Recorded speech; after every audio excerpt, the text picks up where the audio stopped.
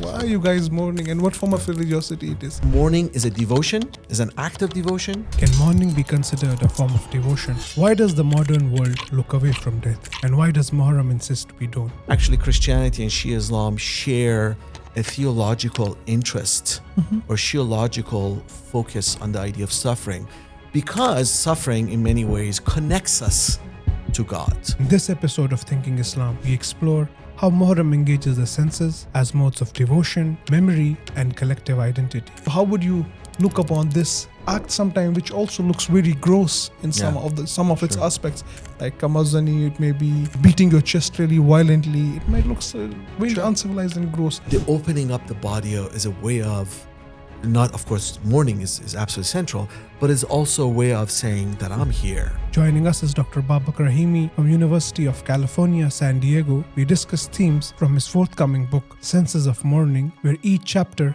is dedicated to one of the five senses. Shi'ism, specifically the metaphor or the symbolism of hand, is absolutely central. I mean, the Panj or the five, of course, the fingers, of course, is extremely important in reference to Ahlul Bayt. Mamdani, in the beginning of his speech, talked about how the future of a new politics is within our reach.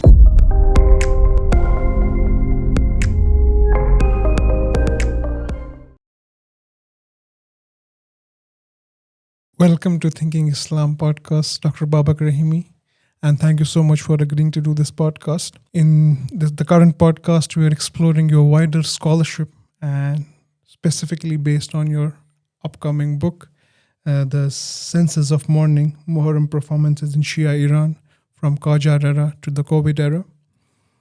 And so as we begin this journey, I wanted to know your personal journey that led you to this work, in the sense of, as I was going through your biography, you started from philosophy and then sociology, and then you did some of your scholarship is based on, there is a general sense of you're focusing on performances in theater, in public sphere, and in pilgrimage also. And now you're looking at the Muharram performances. Why are you focused on this area? And why are you doing this? Thank you, first of all, for inviting me, for having this discussion. There's something very curious about life, and that is that we never take one path. We always take multiple paths. And we are always condemned to choose between these different paths, which at times intersect. And I think that's probably how I would describe, very metaphorically, my academic career, is the intersection of multiple paths that's led me to this point. Which my forthcoming book very much reflects. If I want to trace back or do a genealogy of my academic work, I will go back to the early 1990s. I knew from my experience in Iran as a child of the Iranian Revolution, 1979, that Iran had a vibrant intellectual life before the revolution, after the revolution, and it also had a fascinating, I guess you could call it a civil society, a society in which was associational and actually managed to make the Iranian Revolution successful in 1979. And much of that civil society also intersected with religion. So I thought to myself, as a young, PhD student, what if I write a dissertation that looks at modernity from an Iran-centric perspective, where Iran is the focus of attention, and I look at how a civil society emerged in Iran, which eventually led to the 1979 revolution, and that argument would defy the kind of a Eurocentric perspective that really civil society only emerged in the so-called West, and all especially Muslim countries, never developed it. So that's how I wanted to really approach it theoretically. And that really became the foundation of my dissertation, and also a dissertation which eventually became a book. That was my first book. Of course, many things have changed since 1979 in Iran, but what was fascinating for me was, how did Iran get to 1979 revolution? Remember, the 1979 revolution in Iran was one of the most mass-based revolutions in human history. In fact, probably the most mass-based or the largest street demonstration that ever took place was in the holy month of Muharram in 1978, December 1978. And that very much defies the kind of a typical model we had at that time of revolutions and also of modernity in its political manifestation, a kind of a secularization of politics in which people, especially the French Revolution, who wanted to do away with the church or at least marginalize it and to have a secular republic. I think the Iranian Revolution was one example that showed that no, you could have different ways in which modernity is manifesting itself. And it did it in a revolutionary way in which religion was at the center. So that is where I was coming in with the idea that we cannot have a single model of modernity. We cannot have secularization as our main thesis. And also, Iran could offer an alternative example of multiple modernities, which is unfolding around the world. And hence, we should not be looking at the end of history, but we should really just looking at history with a new beginning, with a new chapter. So coming back to this thinking project and expanding it, so you have chosen it as Senses of Mourning Muharram Performances in Iran, Senses of Mourning. And it comes, when it's mourning, it comes to the Shi'i community, the 12 word, the Ismailis, the Bohras. But in your book, you have focused on the 12 word Shi'as in Iran. So generally, when this sense of Shi'i comes into place, the first thought is of mourning people. Even if when you Google search, you put in Shi'i, there's some it will be somebody crying or beating their chest. When you have other forms of religiosity, like even if you talk about the modern religiosity, where it's like mindfulness, spirituality, or yoga, or doing some form of activity which is looking at enlightening. Yeah. And then you have these, for a Shi'i community, the major part of their religiosity is just mourning. And somebody might ask, what's this? Why mourning? Why are you guys mourning? And what form of religiosity it is? How have you looked at it in your journey? If you remember our earlier discussion, I emphasized thought and thinking. I want to start with an important claim. And the claim is that all of us, all humans, are thinking and are thinking animals primarily because of the experience of mourning. Mourning is a human experience. The reason is because ultimately we are tied to something we could never avoid, and that's called death.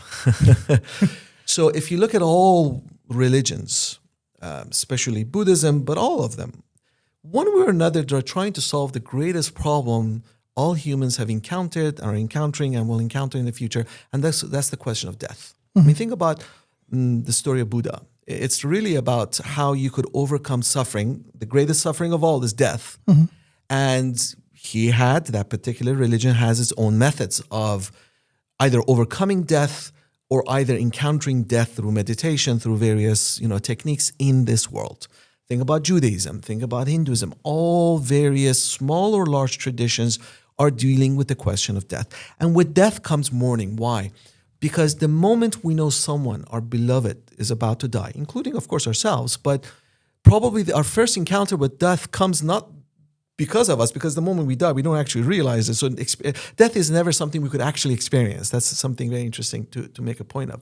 But we always encounter the death of another, a mother, a father, a son, a grandmother, usually a family member, a friend. And one could argue, and this is my argument philosophically in the book, even though I don't make it explicit, is that mourning is something that we always are encountering, even when we think we are not encountering it. Sigmund Freud, a famous psychologist, argued that the moment someone dies, we go in a state of mourning. But then many times, when the phase of mourning is finished, we enter this other phase called melancholy.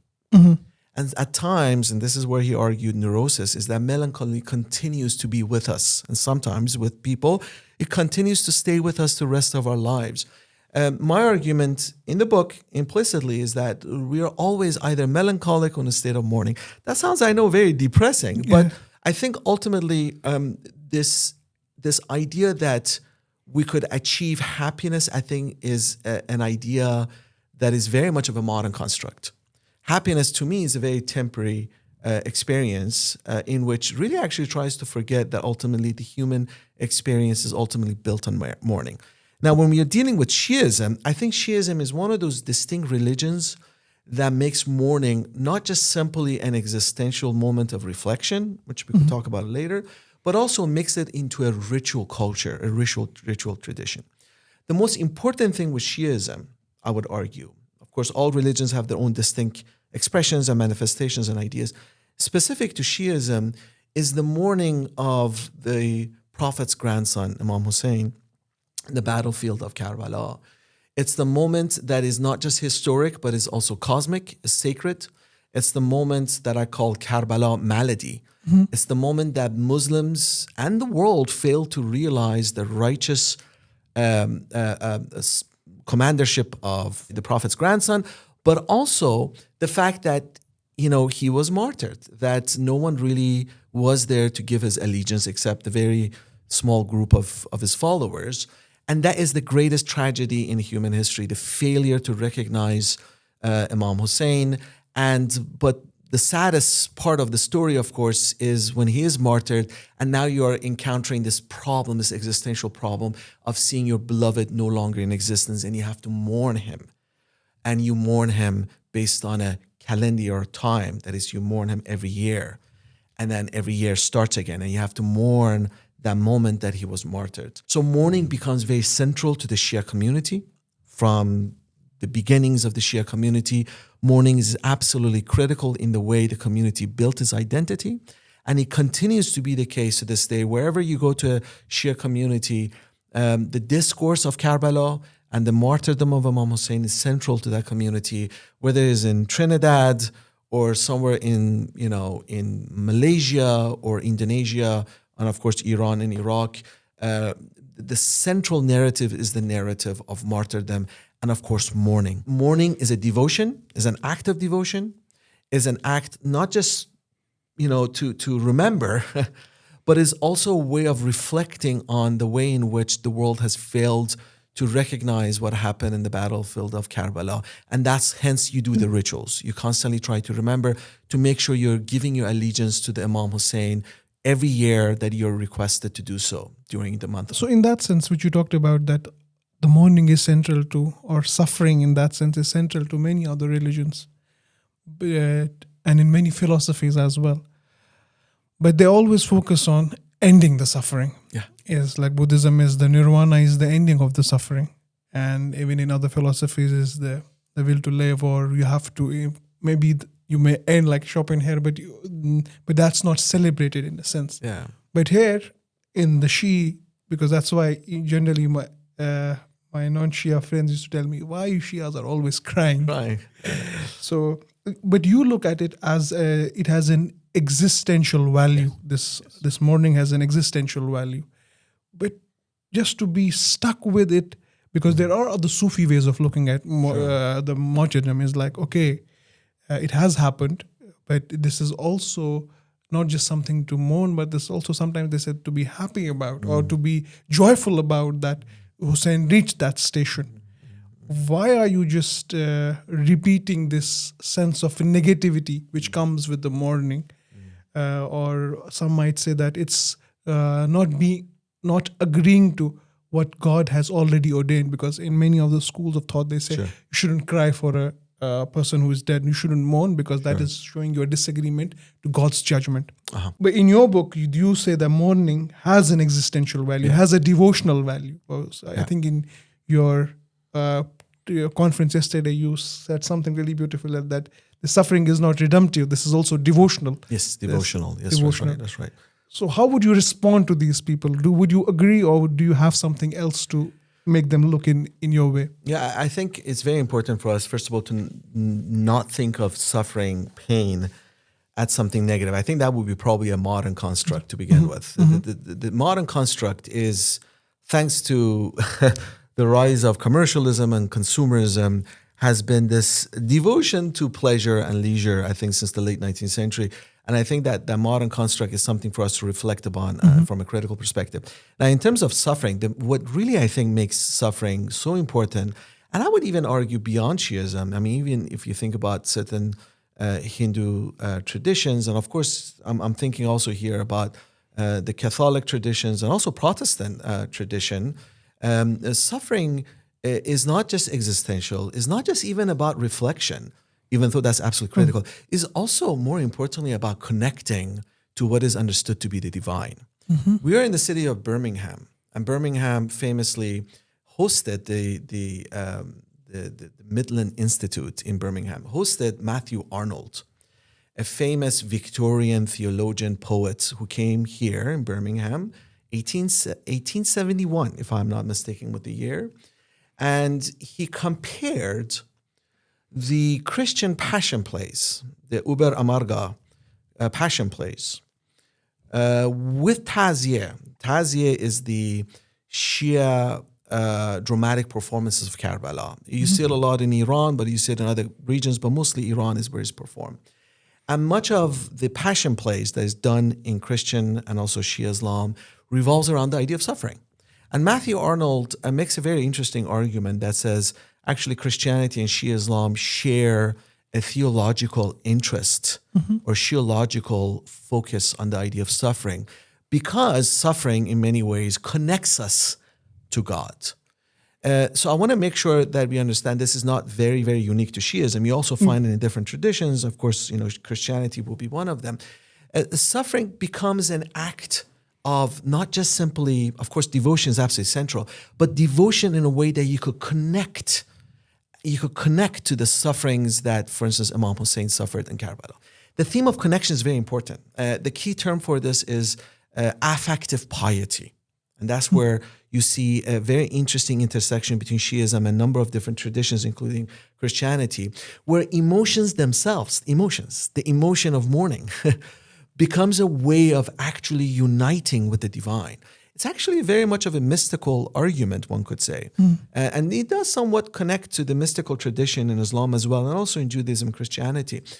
So I want to argue that suffering, again, is not unique just to Shiism, is not negative. It's supposed to be a technique. I used the word technicity yesterday in my talk, a technique of emotive or affectively connecting to what is perceived to be the divine. Now, the divine, of course, is, especially from a Shia perspective, in sacred history is somewhat absent. The world is a world of injustice, is a world of oppression, thanks to because of what happened in Karbala. And of course, you're waiting for a redeemer, a Messiah or a Mahdi to come eventually to redeem humanity and do away with all the suffering and the injustice. So there is an aspect of an ultimate happiness that will come in Shiism. But what suffering does is that it really enables us to connect to a better world to come, the divine world that we are still waiting for. So it's really ultimately an affective way of connecting to a better world. So it's a form of a technique, I would argue. Can you tell us more about how is this, how this connection is towards something better? How does this work, if I want to know? Sure. I mean, how it works is precisely how, for instance, someone's beloved passes away. How do you, and this goes back to the question of memory, by the way, the question of memory, identity, and community. What happens when a beloved passes away? Well, usually, of course, there's a state of mourning. You're grieving. But immediately when you're grieving, there is this moment in which you need to have that person that is no longer with you replaced with something, usually a material good, a picture, or perhaps a flower, or something that you remember that person by. And that moment of replicating that person in a material form becomes a way in which you're emotionally attaching yourself to the past, to a beloved that is no longer with you. It's a moment of happiness when you, for instance, touch the ring of your beloved grandmother who passed away, and that moment of touching the ring is a moment you're connecting to your grandmother. I mean, you heard this many times. You have it in many psychological case studies where someone's, you go touch the photography or the photo of your, deceased husband, for instance. That's the moment you're connecting. You're emotionally connecting. There's a moment of happiness. There's a moment of perhaps even moment of hope for that person to be resurrected back to the moment in which you're no longer, you're basically encountering the absence of that person not being with you. That's precisely where the Muharram rituals operate.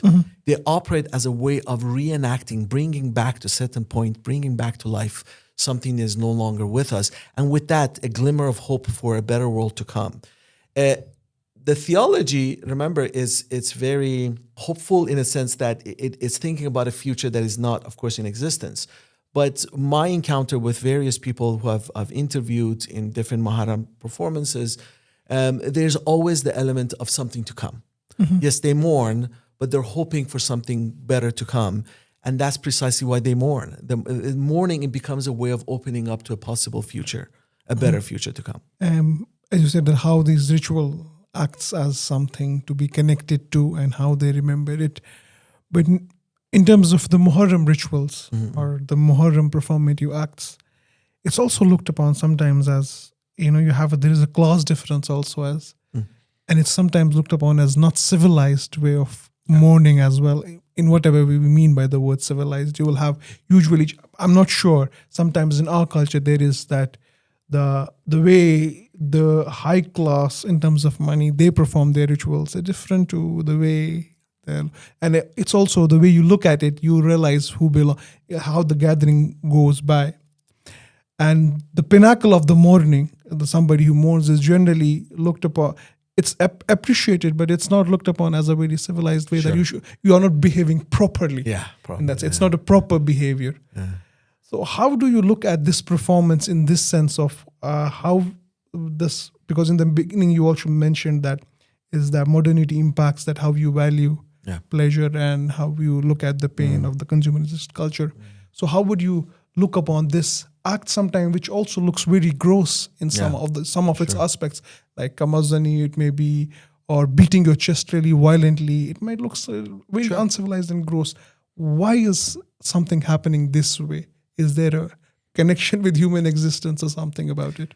Very good. First of all, let's start with an important claim here that mourning comes in different forms.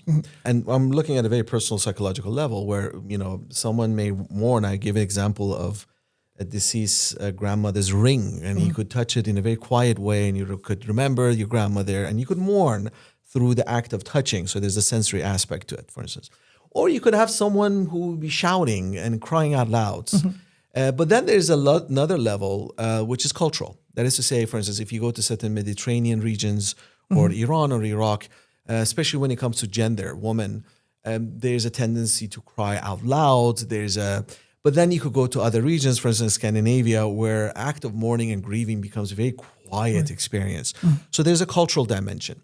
Then when we are looking at Muharram as a kind of a religious cultural experience, yes, you're absolutely right. There is a class aspect to it. My research in Iran shows that the more you travel to, say, the northern part of Tehran, which is the more prosperous, richer part, there's a tendency, quote unquote, to be more civilized with Muharram. Their gatherings are supposed to, the beating of the chest among men is much calmer. There's not much of a physical activity. You're sitting down. But then the more you go to the southern parts of Tehran, especially when it comes to gender and masculinity, the chest beating becomes more, I want to avoid the word violence, but let's just say more dramatic. How about that? Yeah. I think there's a class aspect to it. There's certainly a gender aspect to it.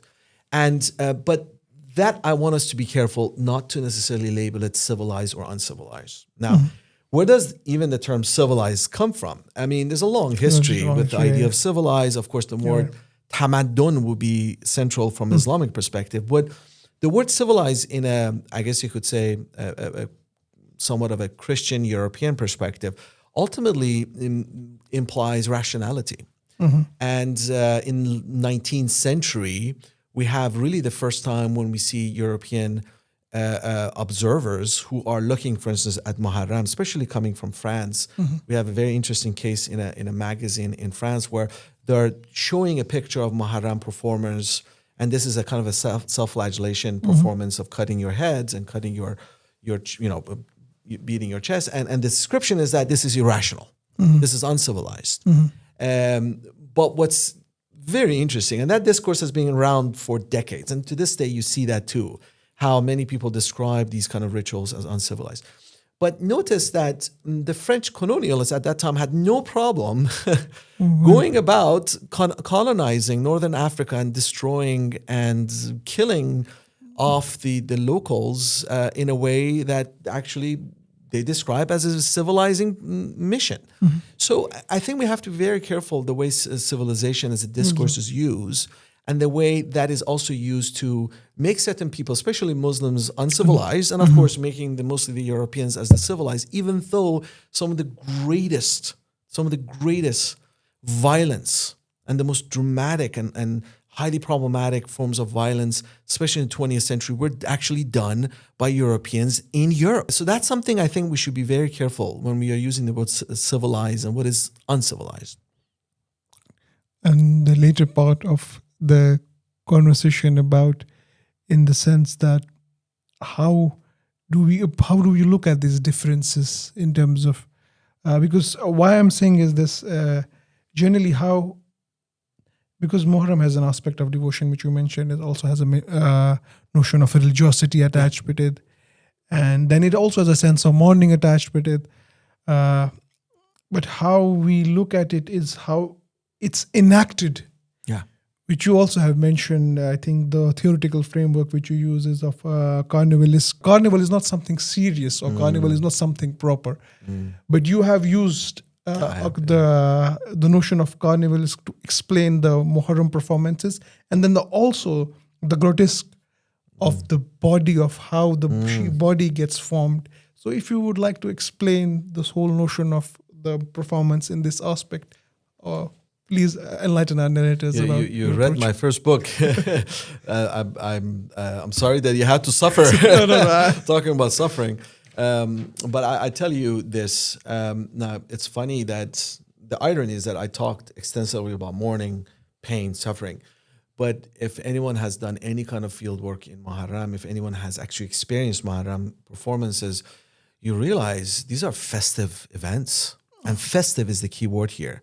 These are convivial, communal events in which at the time that the performers are doing their mourning, there's a lot of laughter as well. There's a lot of humor. Not in a way of being disrespectful, of course, to the story of Karbala, but it's just the fact that these are human events. These are events in which friends get together, family get together. You're mourning, but the minute the mourning is finished, you're having a conversation with a friend and you're cracking jokes.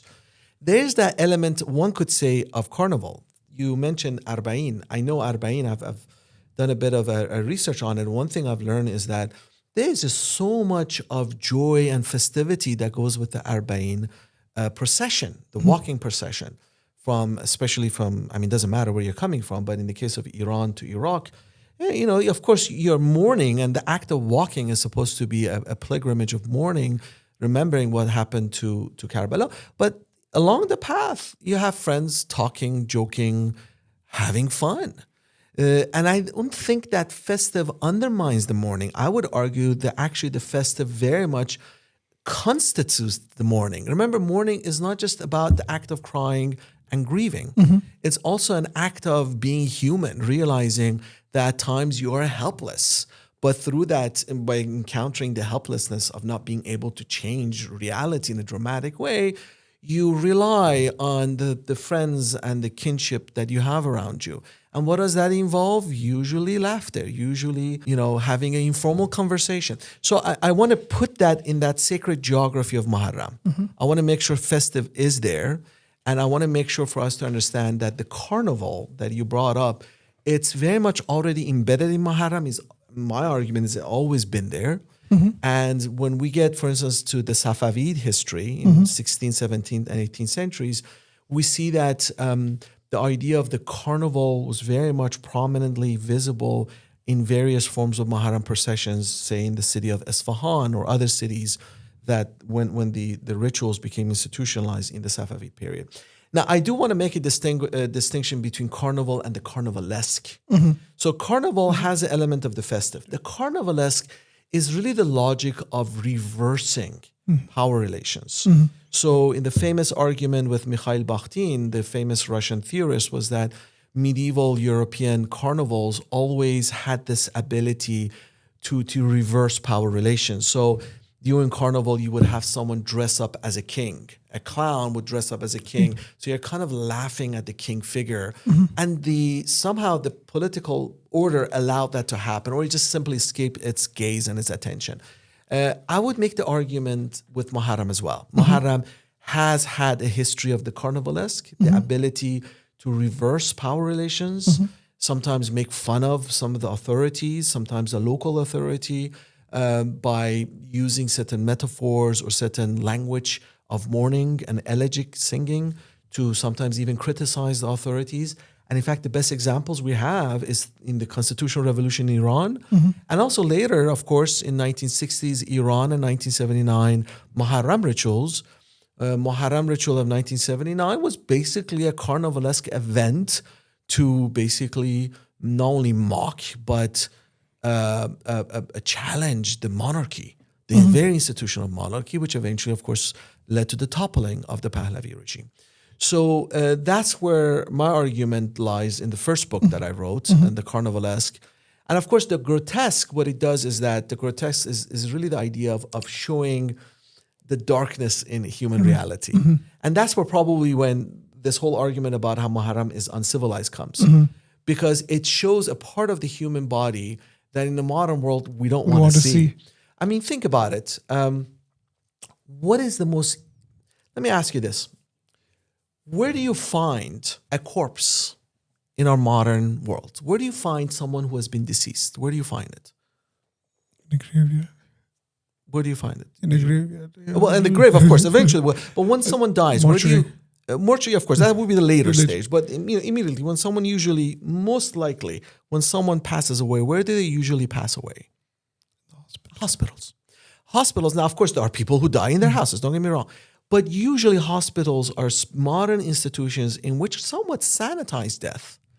They have death in these institutions in which eventually they're put in a cold place, and eventually they take them to a cemetery. Of course, there's a mourning process, but it revolves around the institution of the hospital. As a child, I remember in 1980s, when a family would pass away. Now, the Iranian cases are unique. You could go all around the world, including the US, all the way to the 30s, 40s. When someone passes away, usually, first of all, they die in the house, and many times they're kept in the house. Sometimes even for a day. The deceased actually stays in the house. Death is very much part of the living. If you go back to 19th century American photography of American domestic space, you usually find the dead in the middle of the living room. It was the idea that someone dies, they're at the house, and eventually they're taken to the cemetery. Since 1950s, 60s onwards, hospitals have become so prominent that nowadays when someone dies, you basically go through that institution and you're taken to the cemetery. You don't encounter death. The body becomes a sanitized site where you're never really encountering death and the destruction and decay of the body. I think rituals like Muharram wants to say otherwise. They want to make sure for us to understand that the body, it's a living entity that is always, always prone to death and decay and disembodiment. That's where the grotesque comes in. Grotesque becomes really a moment for us to think about who we are as a physical entities on Earth. As you mentioned that in the carnivalesque, they focus on identities and expression that have been suppressed in the mainstream society.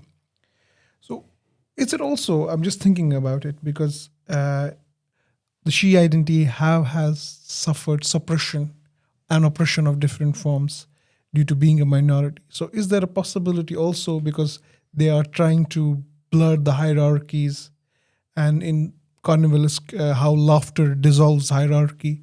Is it the same that mourning or this whole ritual dissolves those hierarchy because we are there, not beating someone else, beating our own selves, and showing that historical suppression that comes out through it? Is there a possibility of understanding it this way? Absolutely. It's a subversion of hierarchies. It's a reminder to the devotees and the followers of Imam Hussein that we might be the minority now, but eventually we will be the holders or the people who claim the truth, who understand the truth, and eventually the the truth will vindicate what we have been mourning all these centuries. So that's one way of looking at it. But also remember, all forms of rituals are a way of boundary markers or boundary making. So many minority communities, and it's just not unique to the Shia minorities, but various minority groups, they do various kind of rituals in order to make a boundary and a kind of a safe space for themselves.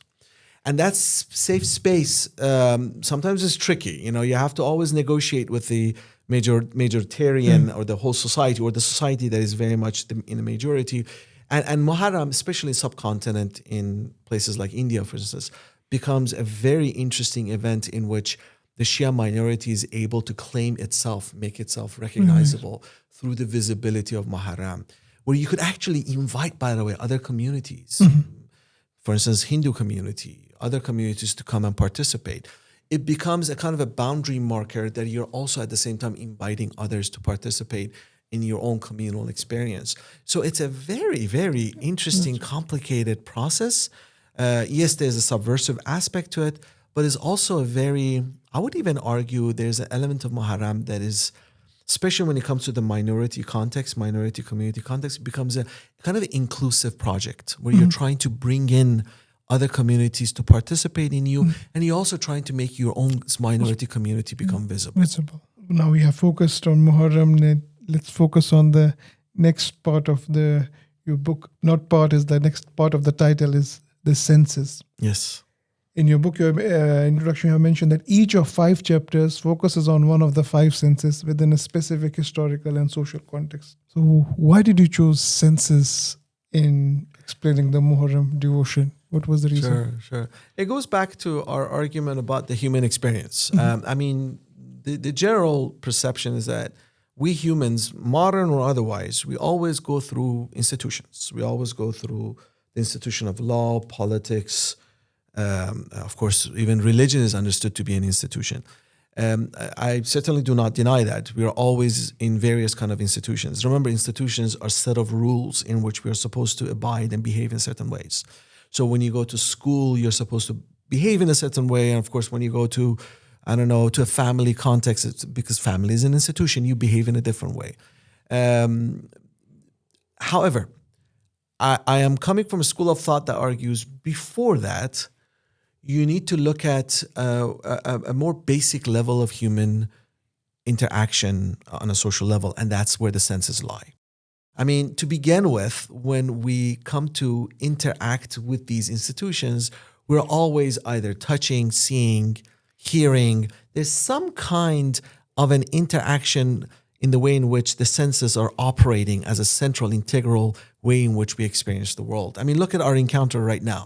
We are, of course, seeing, and of course, that depends on your as an abled body or a disabled body.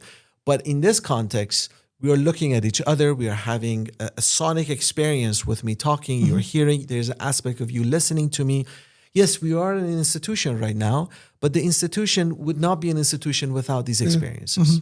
So that's where I'm really looking at the sensory. The sensory, I would argue, is absolutely fundamental for the humans to become human in the first place.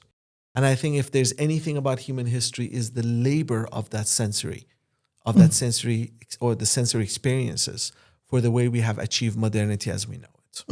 So that's the basic argument. In terms of what you mentioned about the sensory, generally sensory is looked upon as something very worldly. And religion is something which is relating to the mind or enlightenment of the heart in that sense. Sure. So when you talk about like sensory pleasures, it's looked upon as something which is it's for a lower soul. So how would you approach it? Because you have also mentioned that religion is as sensory as it is performative. So don't you see a tension here? And how would you explain? So I want to push back against the claim that somehow reflection or thinking or spirituality is somewhat of a mental activity that is devoid of the sensory. I think if anything cognitive theory have taught us, or anything of scientific nature has taught us, especially when it comes to the question of mind, is that you can never separate the mind from the senses. That is to say, the moment we sense something, we are at the same time thinking. I mean, go back to some of the one of the most basic human experiences when it comes to the senses, which is the experience of touch.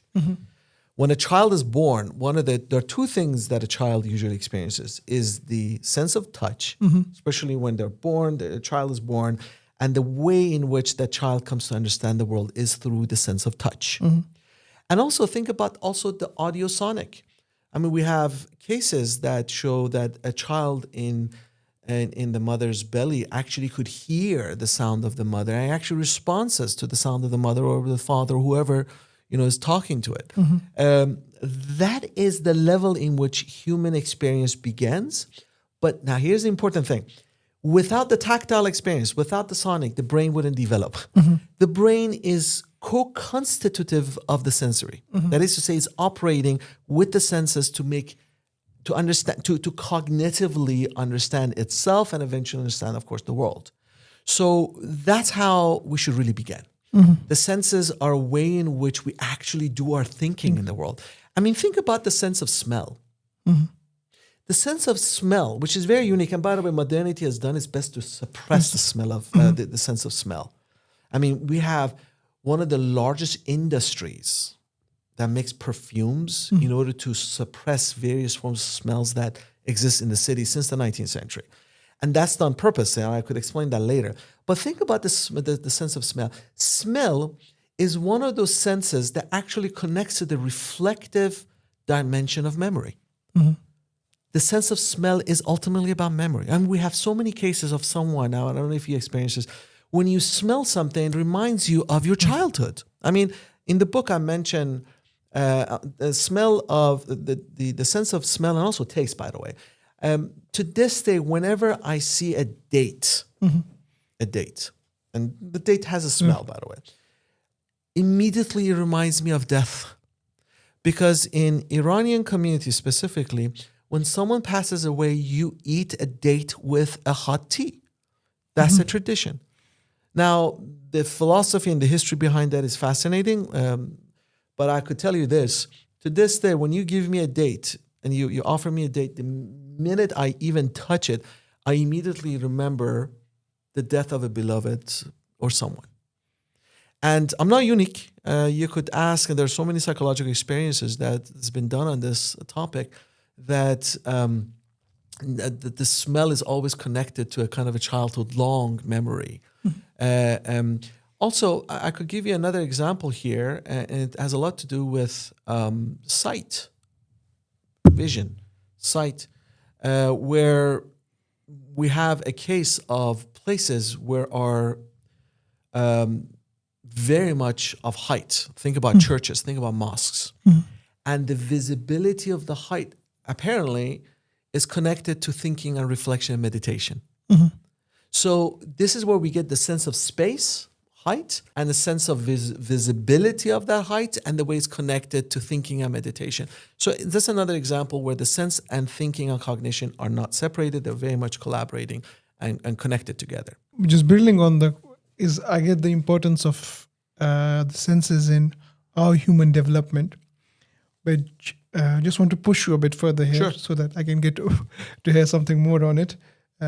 And then we'll come on the relation between modernity and the sense of smell. Oh, yes, that I'm sure. I'm parking it, but I wanted to know about it as well. Is that the notion of the sacred and the profane?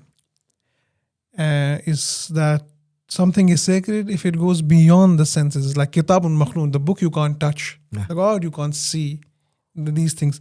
So when it comes to religious discourses, it's guarding the sacred and the sensory world. There is a possibility it will pollute it. So how would you maintain this distinction when it also comes to your journey of exploring these five senses, the notion between the sacred and the profane? Absolutely.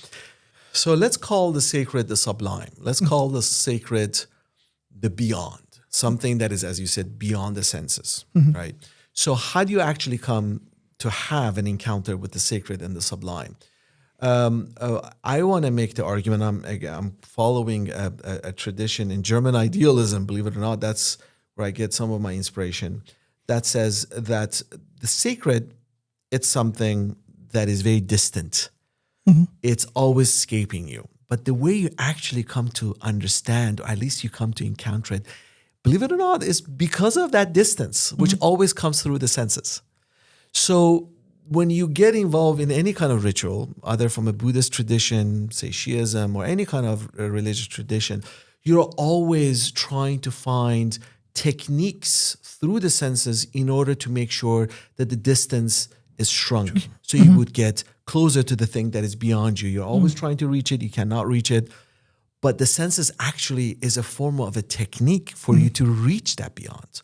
So no wonder that we use a lot of our body to experience, for instance, any kind of perception of the sacred. I mean, again, we go back to the Muharram. Body becomes a technique. Body becomes a technology in which we try through our senses to achieve that closeness. Remember, we talk about suffering as a way of connecting to the divine.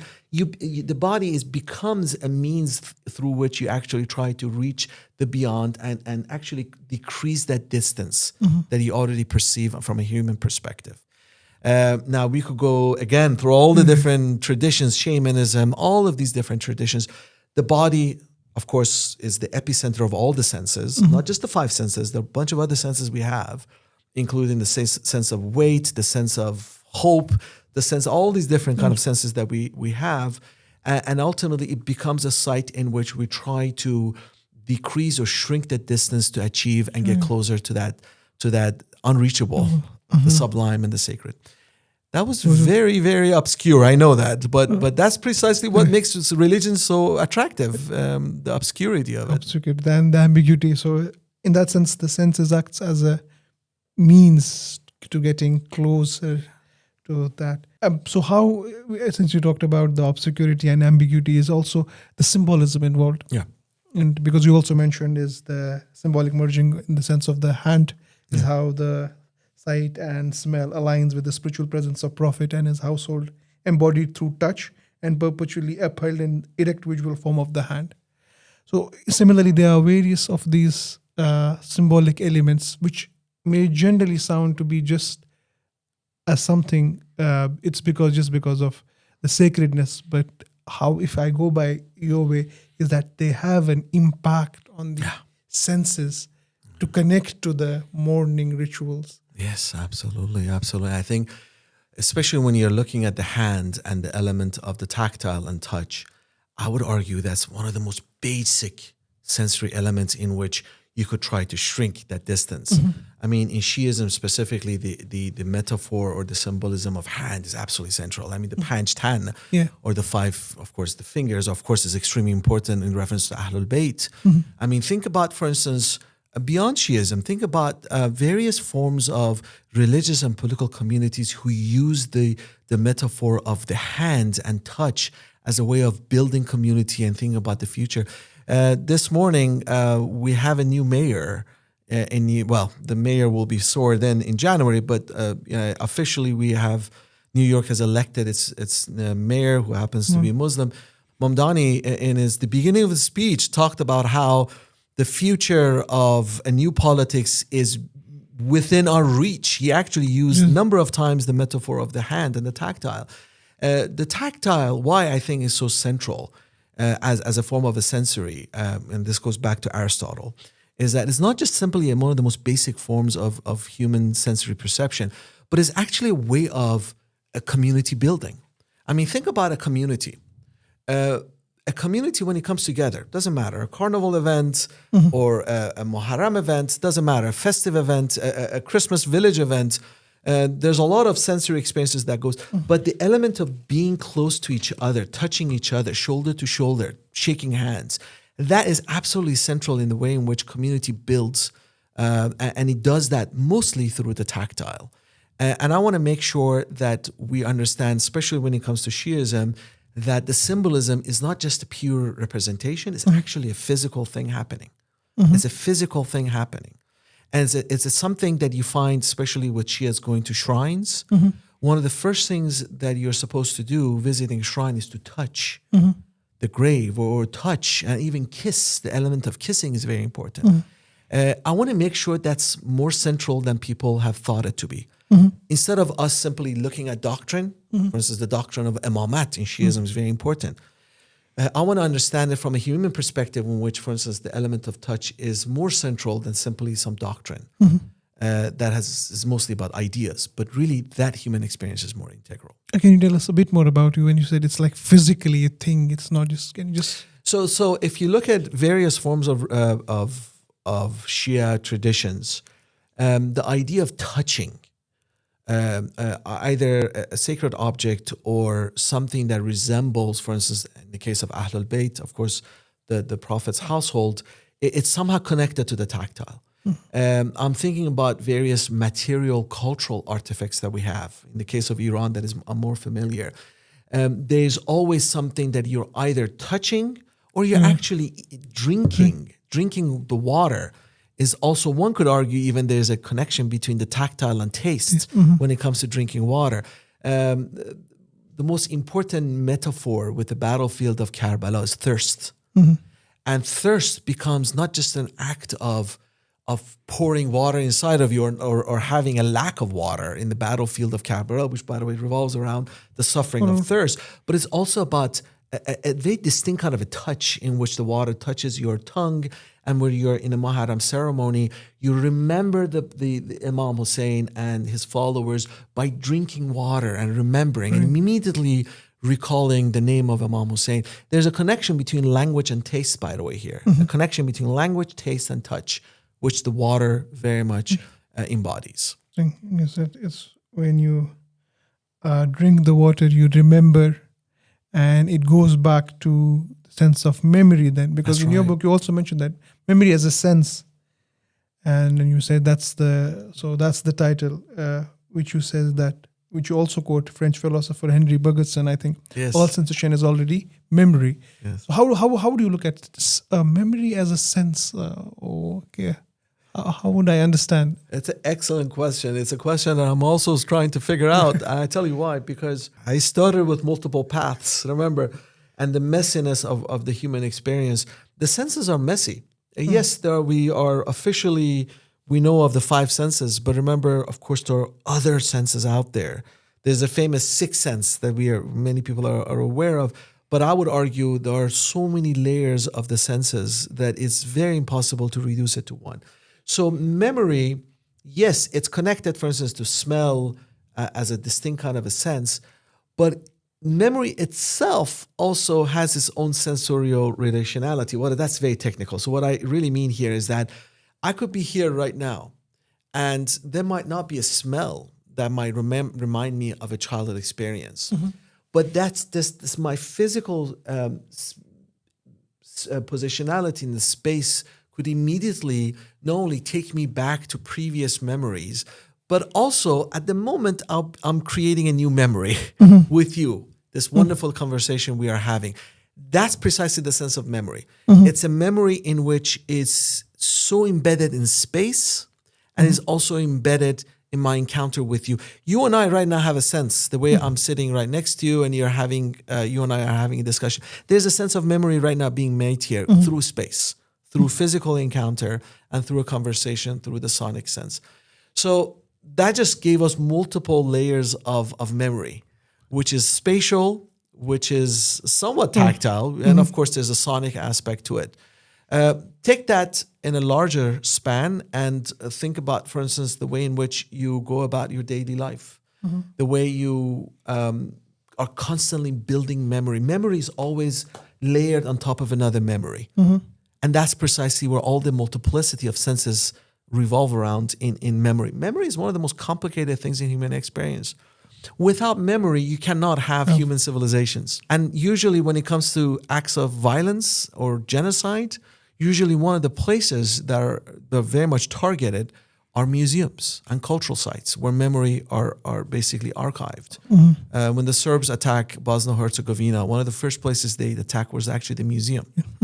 There are cases of genocide and ethnic cleansing, which revolves around destroying cemeteries as a way of getting rid of that collective memory. So right there with that description I gave you, I just gave you multiple dimensions of memory. So that's where I'm looking at. But it's very difficult to explain that multidimensionality, It's very interesting you said that, how they're trying.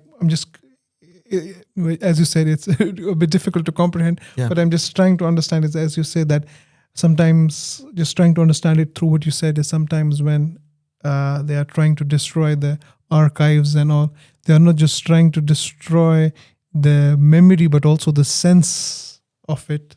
So An that identity, yeah, and then of course, with yeah. that comes an identity, and then it's also a form of a collective identity because there is Absolutely. also a sense of collective memory. Absolutely, absolutely. So has this ever happened in the times of the collective memory when it comes to Muharram? How sometimes something has been edited or destroyed? Have you ever? Yes, I think that has happened. I'll give you one example. But just to give you an example, right now we are also making collective memory. We're creating right now a collective memory which will be archived through the sonic here. So that's how memory operates. There's this layers. So archival will be one of them. In the case of Muharram, it's absolutely. I mean, one of the good examples I have is the field work I did in the port city of Bushehr, where when it comes to the male performance of Muharram, men, I'm talking about prior to 1979, so before the Iran Revolution, men would get half naked to beat their chest. And we have a documentary on this that, men are actually beating their chests half naked, and they go in circles, and they do this in a very rhythmic and very beautiful way, I guess you could say. When I was in Bushehr, I was doing a field work. One of the men in a local library, he wanted to show me this documentary. So he's like, I want to show you this documentary about these men, from before the revolution. And there was another young man next to him. He has never seen the documentary before. And he came and saw it, and I had never seen it either. When we were all looking at this, we were somewhat, especially the younger man who has never seen this, he was shocked. Because he was born after the Iran Revolution, and ever since the Iran Revolution, men are banned to be half naked. They have to actually wear something. And he had never seen that experience of Muharram before. He was able to see it based on a documentary from before the revolution. And I found that was a very interesting example how collective memory comes to change because of a revolution, for instance, where a young man no longer even remembers that from his own community, once there were men who actually, did sina zani or beat their chests without wearing a shirt, for instance. So that's just one example, but I have so many other examples. In the sense of that you talked about how it shaped the collective memory on, if there is any example, is also the different performances. Yeah. And these performances are gendered in the sense that the memory is also gendered in that sense. Absolutely. And so, as you mentioned, that the memory, in a sense of, gives us a sense of identity as well, as a Shia man, and also maybe as a Shia woman. So, on basis on that performances, is there a specific gender difference in the sense of how these performances impact their sense of identity based on their memory? That's an excellent question. I think the way I answer it is that it has to do with different performatives of mourning. The gender very clearly divides up in the way that men are supposed to show more dramatic performances of grief. And the dramatic usually revolves around making sound with your body. A lot of chest beating, and times, nowadays it's less, but centuries ago, the idea of actually cutting up your body was something very important, opening up the body. So in the case of women, of course, there is chest beating, but there's a lot of crying and wailing and grieving in terms of the voice. And I think that's how collective memory is done through gendered forms of ritual performance. It's just a different ways of performing the grieving. Ultimately, they're all grieving in different forms. Gender-wise, women grieve in a way that is more sonic, coming from the mouth, whereas men, the muscle of the mourning and the grieving comes by actually touching the body more. So that's a very specific way of describing it. I know it's a bit. So even in that sense, the woman's body is invisibilized. In a way, yes and no. The body becomes voice in the case of women. Okay. The body becomes... So you could be, for instance, going... And this happened in the case of Bushehr when I was doing research, where I would be walking in these narrow alleyways, and the woman's presence through grief and her body could be felt through the voice coming from the windows in these domestic spaces. And to this day, that's actually more memorable for me than even the male performances, which was about beating your chest and doing different kind of sonic performances, singing, doing no hair. Whereas for the female, the voice, the way it was actually escaping the domestic space and the way it was actually occupying various urban spaces, to me, that was more memorable and more visible. So that's where the sonic becomes visual, by the way. You mentioned in just passing by remark is when they self-flagellate, they open up the body. And there is generally an approach of looking at self-flagellation through jurisprudential view is that, okay, you're harming your body and this is not allowed, this is this way.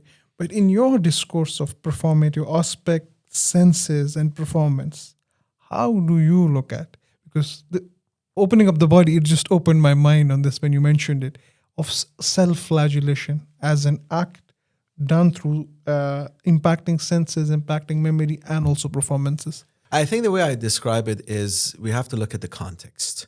Which community is actually performing this? Which locality?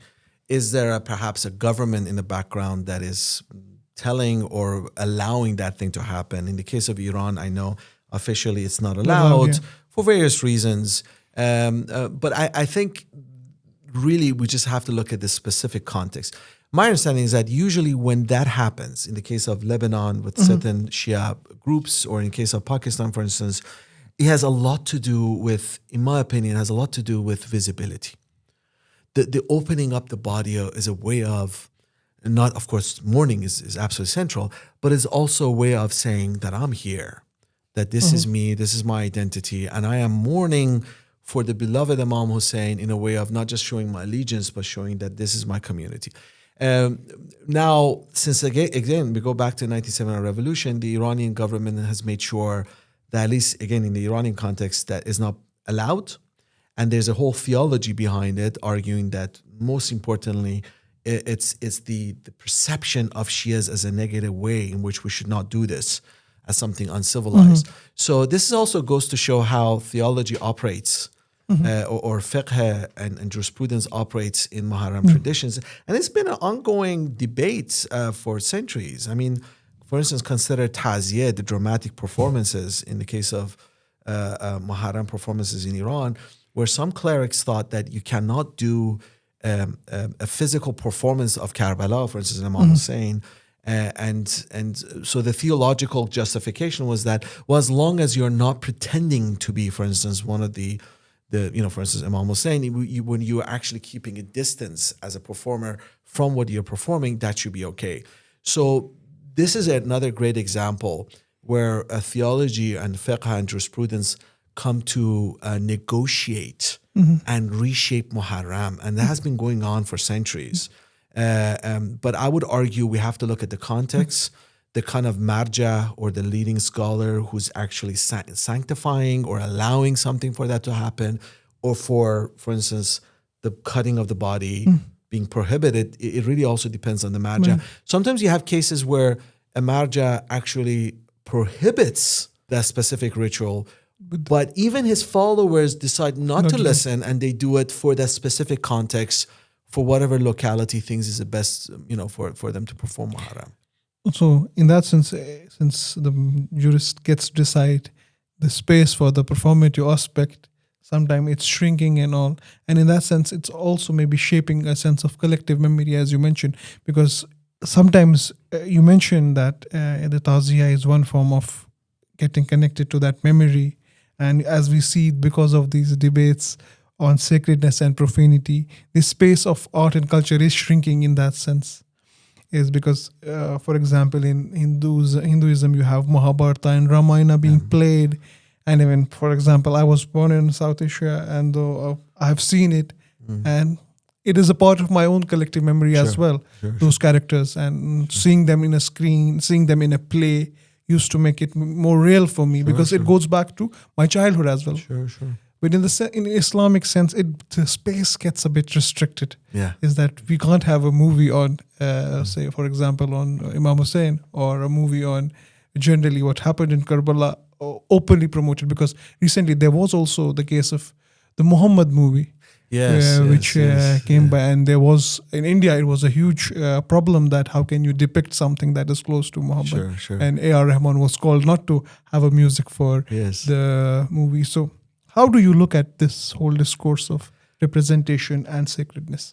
I think it goes back to the idea of devotion, and it goes back to the idea that how you come to represent, for instance, in the case of Muharram, for instance, the Battle of Karbala, depends how you want to justify their act of representation. And again, we go back to the context question. What I found very interesting is that you could literally have, in the case of Tazia, someone representing, for instance, Imam Hussein, and not even wearing a cloth over, usually that has been the tradition. Nowadays, you have, for instance, someone performing Imam Hussein character and is not wearing anything. And, so basically showing the actor's face. And when I talk to that person, I find out that there's usually a justification. There's always a justification through a reference to a source or hadith or a marja that this is allowed. So really, I think, again, we go back to a specific community. We go back to the context. In the case of India, you have a different set of narratives that we have to deal with. In the case of Iran is different. Yeah. And also, I think it's very important, going back to your question on memory, there are different ways in which multiple sites of memory are operating and negotiating against or sometimes in collaboration with each other. In the case of India, and any nation state, for instance, if you think about it, there's not, as a Muslim, as a Shia Muslim, you're not just encountering the memory of Muharram, or at least the way Muharram is trying to reproduce the memory of Karbala. You're also encountering different kinds of memory, national memory, American memory, in the case of North America, in the case of India, in different communities that you're growing up in a specific neighborhood. And that's where Muharram, for instance, becomes very creative because he has to also negotiate with other competing traditions of memory. In the case of India, Hindu, sometimes with Sunni traditions. Sometimes in the Sunni case, it becomes problematic when some Sunnis decide to celebrate Muharram in a festive way. So again, it goes back to the question of context and locality. Since you talked about this Shia, Sunni, and the discourses of the other religions, is because Muharram is associated with the, as you mentioned, there's the body in mourning, there's a performative aspect, and there is mourning, there is also pain. And the pain has also an effect of creating the affect of pain, the creating of the other. Yeah. Is that in these memories, there is creation of the other. How does it take place through Muharram practices, the creation of the other, and who is the other? Very good question. Again, context is important, but we cannot deny the fact that all forms of collectivities, national, local, tribal, however you want to describe them, always involve othering. This has been going on since the dawn of human history. There's nothing, special about, say, the Shia community. And the othering actually goes back to the way a collective group identify itself in the negative. It always identify itself not just by what it's doing, but it's making sure that it's not doing and what other communities are doing. So that's extremely important. This is, by the way, where ritual becomes a boundary marker, where you're also making sure that you're being distinguished from other communities. In the case of Muharram, again, we have to go look at the context, but I could give you one example here in the case of Safavid Persia, where specifically Muharram was done for various reasons. Of course, devotion was absolutely central, but it's also done for a political reason. It was done to other the Sunni Ottomans and the Sunni Uzbeks. Okay. And it was a military tactic in order to build military and collective tactic, a cultural, even a political tactic, of course, to build a Safavid collective identity in a way that was not only imperial, but it was also distinguished itself from the Ottoman Sunnis and the Uzbeks. Okay. And my argument in that first book that I wrote is that, in fact, that's how we have the genesis of modern Iranian identity. It was really founded in the way in which the Safavids not only institutionalized Muharram, but they did it in also building a new city in Isfahan. The new Isfahan, that the building lasted till 1629 during the reign of Shah Abbas, became the epicenter of a new collectivity, what Susan Babai calls Perso-Persian identity. Perso-Shia identity. A very interesting fusion between Persianness and the Persian culture and language and Shi'ism. And that happened in the Safavid era. And much of it was done in a way of juxtaposing Shi'ism against a kind of a Sunni Ottoman identity. And in that sense, there is also a capitalization of the Muharram because being used to other, there is a possibility as well. And sometimes we see that is that because, as you said, there has been in Iranian context, there has been a centrality towards Safavids. It was Muharram used, and we have Ayatollah Khomeini saying that whatever we have, so Maharchidar, the famous, is through Muharram, is capitalization. But this capitalization also very successful in terms of it's so easy to other in this capitalization. Very easy. It's that, okay, so since we are on the sides of Imam Hussain, you know in which side the other is. So in that sense, it becomes really difficult in how this collective memory can be used against an individual. It could be manipulated. It could be used. And remember, the very foundation of Muharram is the battle. It's a battle. It's about a battle between the forces of good and forces of evil.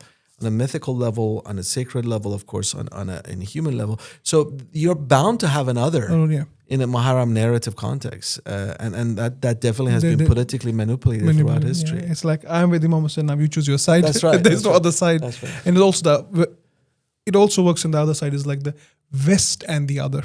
That's right. And that was actually going to be my next question, which also sometimes puts you at the hard place, is because since we are speaking a Western language and the debate of Islam in the West is a strict binary.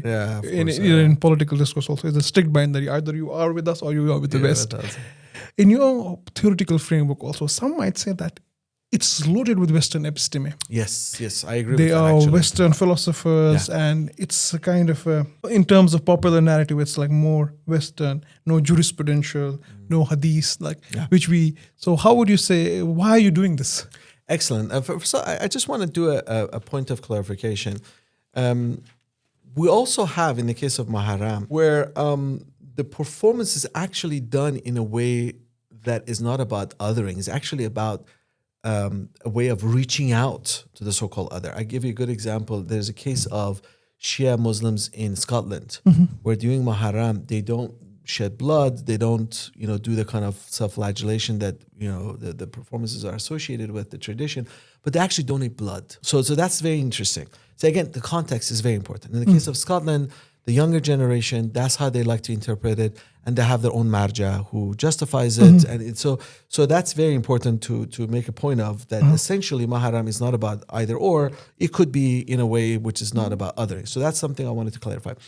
About your point about me using Western discourses in order to undermine Eurocentrism, I actually absolutely agree with that. I'm very fully aware as a diasporic Iranian who's institutionalized in so-called Western academic institutions, I do use discourses that are heavily indebted to certain experiences that we find in the so-called West. I agree with that. However, I also want to make sure that when we are looking at something like Muharram, we are not specifically looking at a tradition that is inherently connected to jurisprudence or hadith tradition, even though there are some overlaps. One way of describing Muharram, or in fact any kind of popular ritual that is religious, is that it's a grassroots people's event. And for that, I don't think you need either even Western discourse or you need jurisprudence. I think once you do a field work, you talk to people, you interview, you have an understanding of some of the ethics and values, I think you could get a good understanding of what's going on. As long as you keep questioning yourself as an observer. Remember, I have my own bias, not just me, all of us, our academics, we have our own limitations. One of your questions about the limitations of an observer, of a scholar. My limitation, and I make sure I underscore that in the book, is that I am a diasporic academic. And as an Iranian living in North America for many years, I'm fully aware that I have those limitations, especially when it comes to gender. And when I encounter a Muharram ritual, or performance, I'm constantly reminding myself of that. So, and I think that's an important point, because many times you have scholars who assume that what they're producing is the absolute truth. And there's a tendency for us to think that we are. But no, I'm fully aware that probably in a few years from now, I could be even questioning this book as I have done with my first book. I think that's true progress, I hope. There's a famous story, a Chinese story, that talks about how a bunch of students of a poet, they go up, or a young poet, a young student poet goes up to his master and said, whenever I write my poem, I just want to burn it. Do you have any advice?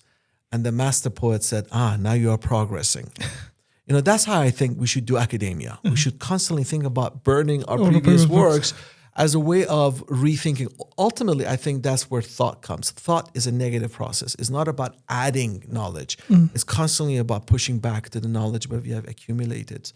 And I'm fully okay with knowing my own limits and how I could eventually come to even rewrite what I have written at this moment. This is even before the book comes out. So hopefully, but in a sense of this deconstructionist approach of... Yes, very good. That's a way of putting it, yes. Still, I want this phenomenon of understanding. Is it because generally if Shia Muslim or somebody, they might be thinking that why is there a requirement for using the theories of Western scholars to tell a story that is a Shi'i story of some person in Iran? Sure. Is there something lacking in here that you can't use their language, their theories, or why are you so dazzled by their theories? So, how would you approach it? The way I approach it is actually through sensory. That's the reason why I chose the sensory approach, because the sensory approach tells me I go and talk to the people who are actually experiencing Muharram. So, for instance, the last chapter, which is about taste, I look at two majlis, one based in northern Tehran and one based in southern Tehran. And I compare these two majlis by doing interviews from the people. And this is where the so-called Western discourse kind of very much goes into the margins. I don't use any of the so-called Western discourses in my study. I actually use a lot of Ibn Sina and his notion of taste and digestion. So I actually use a Muslim philosopher.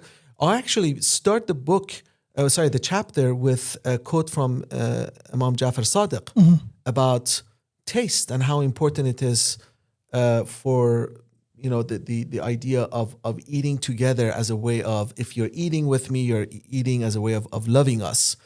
That's how I actually start that chapter. So I want to underscore, yes, I'm aware of using certain Western discourses, but I've also done my best to use the discourse of the people who are experiencing Muharram. And the last chapter is a good example. Chapter 4 looks at the Muharram performances in the city of Bushehr. And I actually look at the Arab community, a minority community who's actually been living in this port city, Persian-speaking port city, since 1980s, thanks to the Iran-Iraq war, where they migrated from the province of Khuzestan and they came to Bushehr.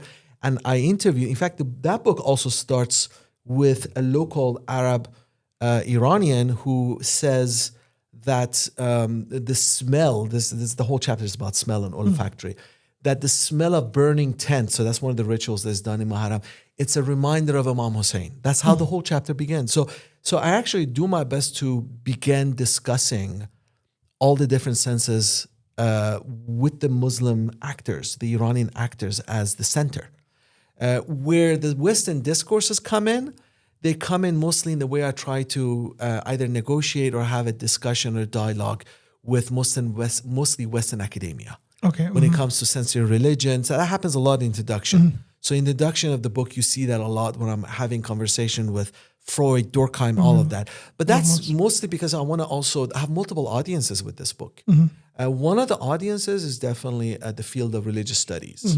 So that's where that whole discussion comes. But once you go to the chapters, especially the first one, where I actually look at the experience of listening, which I associate Taziyeh performances to be, it's mostly about the taziyeh.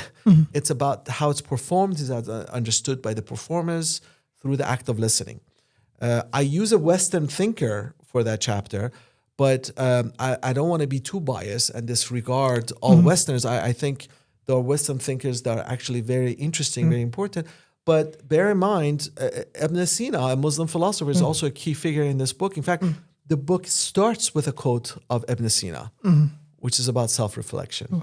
In that sense, it's a synthesis of Synthesis is a good way of approaching it. Before I come to the last section, I want to come back to the question about the modern world and the sense of smell. Oh, that's a good question. And it's a question that goes back to the very, let's just say, to the very foundation of modernity as a sensory perception or experience. If anything we know about modernity is that it's a globalized way of standardizing things. And by that, I mean taste, smell, touch, everything. Think about it. When it comes to food, there's a whole industry out there that has standardized food in a way that you could be tasting something in Chile, a hamburger in Chile, in South America, and that taste very much is similar to having the same hamburger, same McDonald's in India or in Japan, with some small variations. That standardization is something you find across the modern world. Think about, for instance, architecture. What is so central about modern architecture? We're talking about the tactile and the visual. It's about the smoothness of architecture. Think about the Shard in London. Think about some of the greatest architectural modern architectures.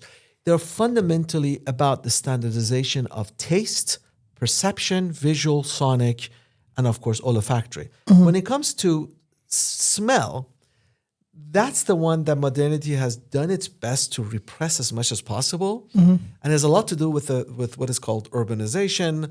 Cities are smelly places. I mean, we go back to medieval times. There are, there's always been accounts of cities being smelly places, unlike countrysides and villages. And the greatest smell, by the way, happened in London. The famous smell of Thames River that happened, I forget which decade in the 19th century. But one of the things that happened with industrialization was try to bring down the smell of the cities. How do you do that? By putting various measures of sanitization, by taking out the trash. So that's one of the things that's been done. But the other thing is also personalizing smell in a way that there's a whole large industry that has created various forms of perfumes in order to make us, quote unquote, smell better. Now, I want to be careful here. Perfumes have been with humans for centuries. We know there's a whole long Muslim traditions of making, but has never been standardized. It's never been industrialized. With the industrialization of smell, what we get is that we could be in a group setting where a bunch of people almost smell the same. Or if they do smell differently, they just smell differently based on which kind of product they're using. And that's something you could find going all the way from Taiwan to Bangladesh, all the way to South America. It's actually, I would argue, it's pretty scary. The way in which the localization and diversity of various human experiences becoming standardized to a point that you cannot really distinguish sometimes a place in Chile, Santiago, which I visited a few years ago, to a place that I visited last summer in South Korea, in Seoul. It becomes a way of reducing the messiness we talked about, the multiple paths that humans could take in different ways. It's about distinguishing that and creating a global order that the human senses become standardized. And to me, in my opinion, that's really the shutting down of the horizon of new future possibilities. And that to me is a scary thought. Why is it scary? Because it's basically telling us that the future is now. Okay. In my opinion, the future is always beyond our reach, and we have to constantly search for it. And that's what really becomes central to the human experience, which is about hope. My hope is that we constantly hope for something to come that will be better, not to think that this is the best that we should have. And perhaps that's why I'm a bit happy that we have a future mayor in New York, we're talking about local politics, that is talking about a future. It doesn't matter what exactly that future is. There's at least a talk and a discussion of something to come. And given the fact we're in the Al-Mahdi Institute, I think we should not forget how the messianic is so central to the human experience. And we should always think about for a better future to come. Hopefully that's not very standardized as well. Hopefully, but you'll be surprised how immediately capitalism can standardize even messianic. Yeah, definitely. Cool. In the terms of how you mentioned about that how modernity has shaped different senses and now the demand for standardization, how it's impacted the senses, then the memory. And it looks scary in the sense of how everything is being controlled and how everything is being measured in a sense. And similarly, there's a verse in the Quran which says that whenever you bring something to this world from the realm of unknown to the known, it's in measured quantities. But the one of the things about unknown is its immeasurability. Yeah. And if everything is standardized, we lose that charm, definitely. So how has this in a historical development, because you are looking from Qajar to the COVID era, and how have these performances, what's the trend that you have noticed? Yeah. Something that is hopeful and also something that is scary given how the public-private experiences have changed, public sphere and private sphere has changed. So what's scary, we're talking about standardization of even Muharram. I think what made Muharram so appealing to multiple Shia communities throughout history is the way it could be staged and performed and reenacted in different ways depending on the context. What starting with the Safavids we see is that Muharram increasingly becoming standardized, especially coming from Iran, but other regions, but mostly from Iran. And the standardization of Muharram took a really strange turn with the Pahlavi period in Iran, when specifically Taziyeh was perceived to be an Iranian national kind of a display of character.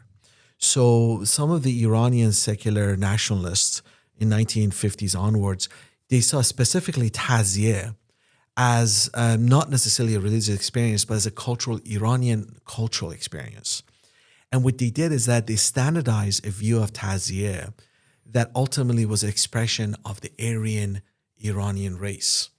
That scares me to a point that I end up writing a chapter in the book and arguing that this continues to be a predominant view among especially many Iranians who perceive Taziyeh as a kind of a racial expression of Iranian nationalism.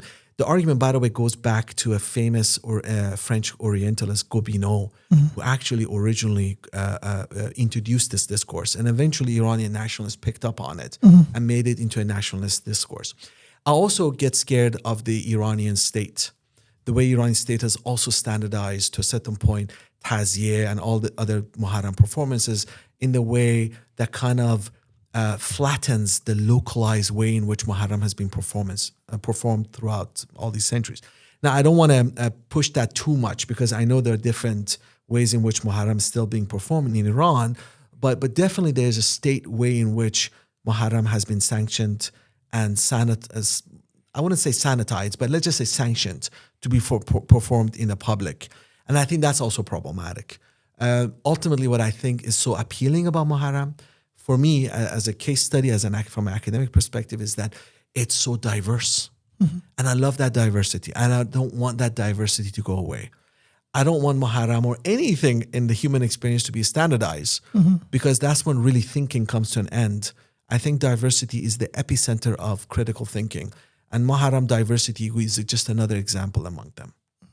Do you think it's also that now this standardization is because of the digital sphere, which is both private and public at the same time? It's like it's in your room, but it's also like it's so personal to you, but at the same time it's so public to you at the same time. So how do you think that this digitalization, because for example, when I was growing up in my own town, we had a way of commemorating Muharram, the Nohas or the Latmiyas, where their own style, the way people used to beat chest, in Kashmir, you will be surprised. People didn't used to wear black that much. Yeah. Because also it was mostly aggregated society, and so there were other reasons also. So it had a different taste, a different flavor, because it's also winters. So getting a black in winters was also very difficult.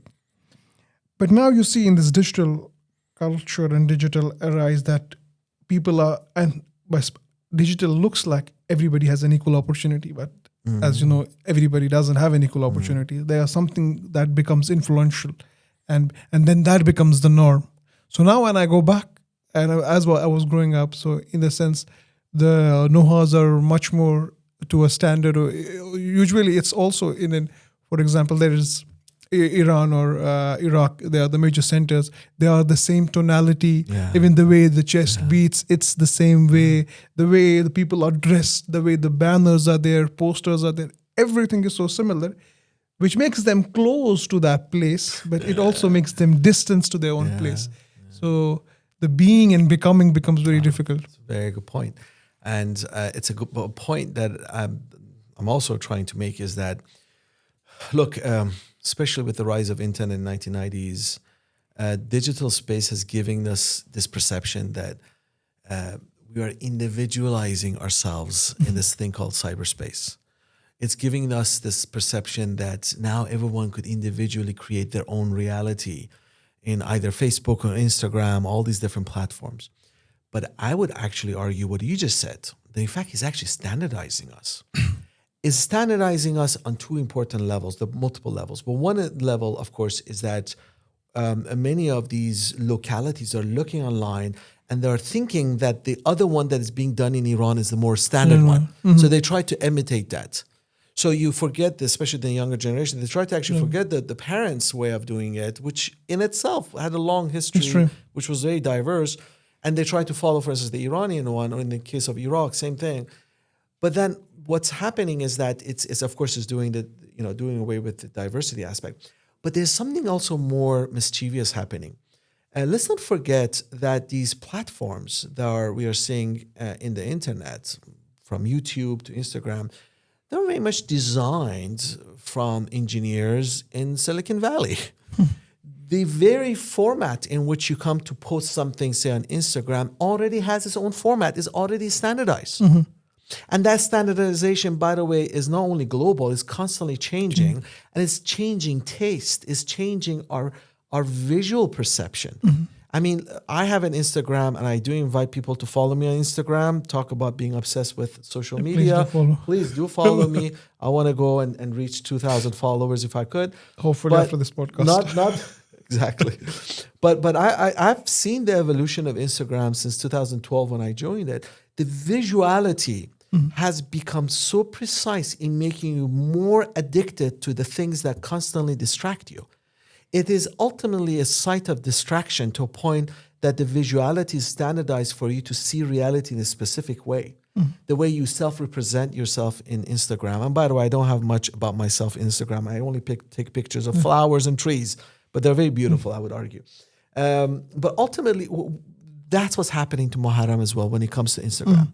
That's what's happening to Muharram when it comes to YouTube. There's a standardization of the visual format that is telling us to visualize Muharram in a specific way. That's something that's very implicit. We don't even realize it. And there's a standardization that's happening all over the world. And in that sense, we are also losing some sense of what you call the sensory memories, because usually in digitalized form, many times it happens that somebody is like, okay, why do I need to go to a majalis? Because I can listen to an online lecture, which is actually by a far better Maulana, who is far well qualified. And it'll, because the only sense they think about is the mind, like, okay, I'll hear, and that would be the best. But they lose on, which you mentioned, the smell aspect, the visual aspect. And how would it, as somebody who has looked on the sensory dimension, how do you think if people start choosing online majalises, how would it shape the Muharram devotion? So I think what's ultimately happening is perpetuating a culture of self-isolation. That's the greatest danger of that standardization. that is allowing us to be in our little private world in which we are so self-isolated we don't even realize, because we're giving the impression that we are actually in a crowd, that we are listening among others, but in fact we are being disconnected, ironically, through connection. That's the irony, that's the paradox of especially social media. I mean, think about face-to-face communal interaction. There's a lot of skills that goes to that. The way you and I right now are interacting, the way you're looking at me, the way I look back at you, sometimes you or me, I look away in order to think. All of that takes a lot of skills, skills that you and I have accumulated since, we were born and we had to be socialized. Most of that goes away on social media. One of my problems of teaching online is that it's not that I simply cannot have face-to-face interaction with my students, but that I cannot really know what's going on with the way they're responding to me. I lose that response aspect, but it's so central to kind of face-to-face interaction that you don't feel or you don't find in social media. So fundamentally, I think what we are losing, I don't want to say we are losing community. We are creating online communities that are not building skills in which really allows us to be on a sensorial level connected together. And it's highly, highly visual centric. Whereas in a communal context, what we are really encountering is multiple sensories. Whereas with social media is highly sonic and visual. And one of the most important things that gets very much repressed in the social media space, I'm sure you know it, is smell. Smell. And taste, but smell. Now, during the COVID period, the last chapter looks at how many majlis groups went online, and that was a very unique, exceptional period. I do talk about the idea of a votive digestion, how you could be, given the fact it was a pandemic, you couldn't get together and sit together, but because you had that knowledge, you would sit in front of a computer and you would have a majlis eating procession front of a computer with someone looking at you who was also doing the same thing. That to me was a very unique experience, which I called it votive eating. And I had a whole discussion about it. But my argument is that that's very unique. Generally, if we're going to expand that, we're going to have a very lonely set of individuals, especially when it comes to the religious sphere, where people are just eating with themselves in front of the computers and thinking, having the illusion that are actually in a community, but actually they're just and probably alone. It's an AI giving a sermon maybe in future. One of my last questions is, given you have talked about senses of mourning, and initially you also mentioned that how the modern world has made us a bit more pessimistic about it, the whole value of mourning. How do you see in this current world in which we live right now, what's the importance of this sense of mourning? I would argue it is a way of breaking through a social order that is telling us happiness has been achieved. I do believe in happiness. I believe those very beautiful moments when, as an ice cream lover, I love to grab my ice cream and eat it and have that moment of happiness. I think it's beautiful. It's there. Humans have experienced it.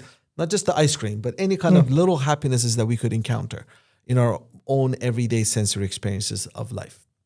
But ultimately, I think what modernity has done done a very systematic way of trying to push mourning, especially the perception of death, from our human perception. And I think what mourning could do through religious experiences or otherwise is for us to constantly take off the veil and look at the reality and our situationality in the reality that is constantly about decay and loss.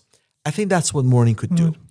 But a kind of mourning that is at the same time festive, a kind of mourning in which you are remembering that loss is everywhere, but also you're doing it with your fellow brothers, sisters, father, mother, your community. Is the kind of festive event in which we're all gathering. We are most importantly eating. Eating while at the same time remembering that moment of eating is something passing and we should enjoy it as much as possible. So we talked about Muharram ritual. There is a ritual here at Thinking Islam podcast, is that we ask our guest, right now you don't have to answer any question. So we are asking you, what is the question that you are currently thinking about? That's a very broad question. But what I'm really thinking about at this moment is how we could have a safer world in which my son, who's a teenager, could feel that he has a better and more hopeful future. I mean, that sounds like a very broad statement, but I think as a father, I think that's the most important thing I'm thinking about. I'm thinking about the future generation. I'm thinking about how that generation is going to encounter a world that is less equal, that is encountering more climate disaster, and is encountering a world that is fundamentally revolving around the accumulation of wealth. The fear of that future world is making me anxious, but in a good way, because it's making me think about it, is forcing me to write something or write more about how we could become more aware of this condition that we are living in. So it's a very human condition, but it's also a critical way of reflecting on that condition. That reflection and gives us a sense of hope as well. And this I hope so. I hope so. The waiting is also a way of hoping for something better. Definitely, as the Al-Mahdi Institute, the waiting goes, is a sense of hope. And it's a pleasure to have this conversation with you. And I'll conclude by the lines you have used in your book. You may mention that writing, how to put it, is an act of overflowing, and books are mere postcards for future readers. And I would say the similar way, our conversation was an act of overflowing. And I hope this episode is a postcard for our present viewers. And so we are sending you a postcard, and we hope that we get something in return, which is your like. If you want to share it, you share it, and please give us your feedback in the form of comments.